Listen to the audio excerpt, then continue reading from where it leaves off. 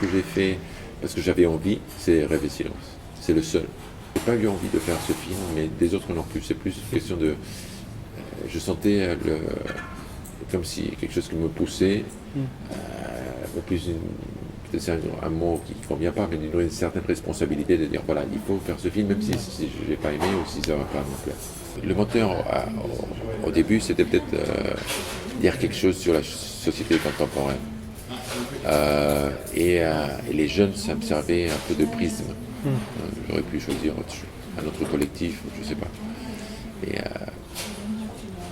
Mais finalement, je crois que quelque part, même si je ne le savais pas trop au moment de démarrer, quelque part, je crois que ce qui m'intéressait vraiment, c'était faire un film sur les jeunes, de les rencontrer.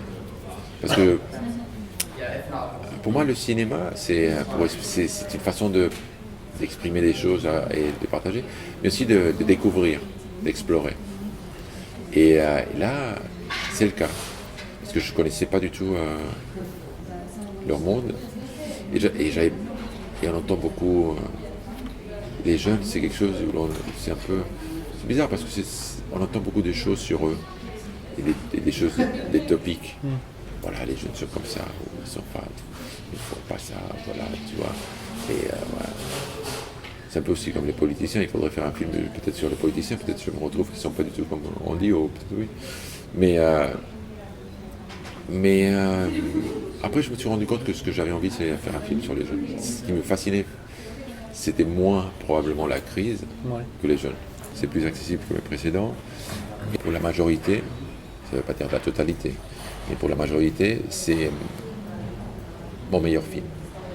Mais pas pour moi. Pas pour moi. Pour moi, c'est pas mon meilleur film. Mon meilleur film, pour moi, c'est et ça restera Rêve et silence. D'accord. Mais je dois accepter que mon goût n'est pas aligné avec celui des autres. Et en même temps, je dois accepter que je ne fais pas du cinéma pour moi. J'ai eu cette chance ou cette opportunité de faire un film comme Rêve et silence. Pour moi, c'était quelque chose de magnifique et en même temps, ça ne plaît pas. Et j'accepte. Et je fais autre chose. Et pour moi, c'est la différence entre faire peut-être une œuvre et un travail.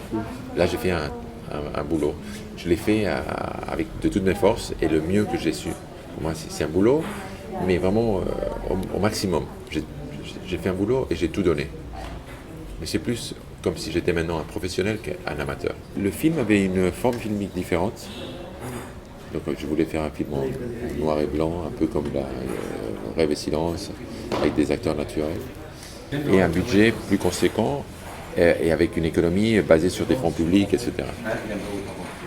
Le scénario, par contre, était le même. Donc cette équation, à un moment donné, ça n'a pas marché du point de vue économique. Et j'ai changé aussi le point de vue film.